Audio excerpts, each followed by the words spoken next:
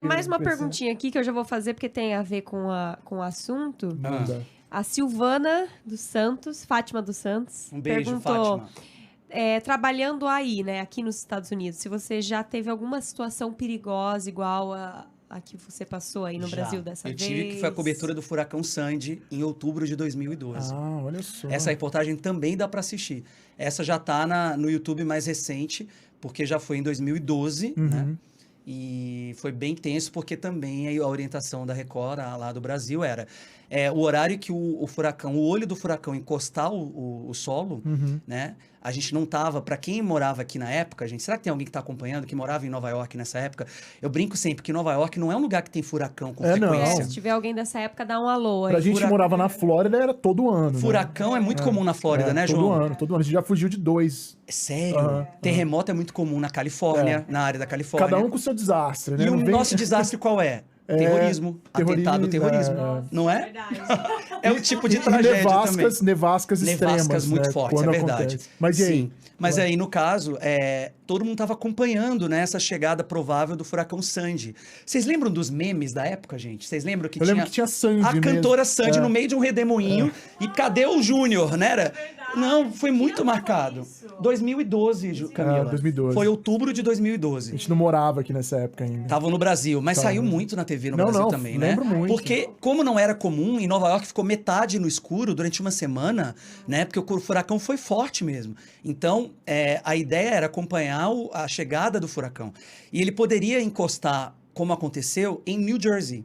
E de lá, porque para quem... Eu não entendia nada, né? Mas eu tive que estudar tudo nessa semana pré-furacão, né? A pré-chegada do furacão. E aí o que a gente descobriu é que quando o furacão, qualquer furacão, pequeno, médio ou grande, encosta no solo, ele pode mudar totalmente a rota. Sim, então, é o momento decisivo do furacão. E a expectativa é que ele encostasse no solo em Nova Jersey e virasse para o outro lado, ou fosse para o oceano, ou fosse para o interior de Nova Jersey e não viesse para a ilha de Manhattan. Sim. Porque não era comum mesmo isso acontecer. Era o menos provável, né? Eles faziam aquelas probabilidades do macarrão, né? Que fica um monte de risco, assim. Exatamente. Daí tem um risco só que tá indo numa rota nada a ver, né? Porém, os nova-iorquinos já estavam todos preparados, mantimentos em casa, as prateleiras vazias, aquela coisa que o americano que é bem prevenido.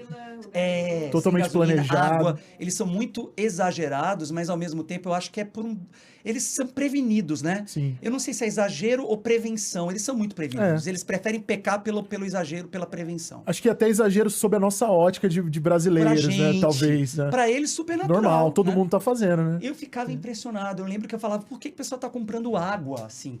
Tanta água. Não vai acabar com a água? Mas a gente não bebe água da torneira. Nova York a gente bebe, a água é potável. E aí eu não entendia por quê. Depois eu fui descobrir, até fiz numa das reportagens eu também falei sobre isso, né? Que são coisas que a gente só aprende sentindo na pele, vivendo na pele. Mas aí, então, a orientação do Brasil o horário que ele vai encostar no solo é esse, então eu quero que você esteja na rua nesse horário. Todo mundo, a orientação das autoridades fiquem em casa nesse horário. Não era ir para a rua nesse horário. Então tem também essa reportagem, que é o momento exato que ele passa pela Rua 23. Eu estava no Chelsea, na Rua 23 ali, com o meu cinegrafista. E aí, aquela coisa de repórter de TV a cabo, que tem transmissão de clima do tempo. Sim, o Weather Channel. O Weather Channel, que é previsão do tempo o dia inteiro, 24 horas. E no matter what, né? Pode estar acabando o apocalipse. E eles estão lá com aquela capa de chuva, empurrando o vento, andando contra o vento, para mostrar que estão ali. E eu fiz exatamente isso. Está lá. Está lá.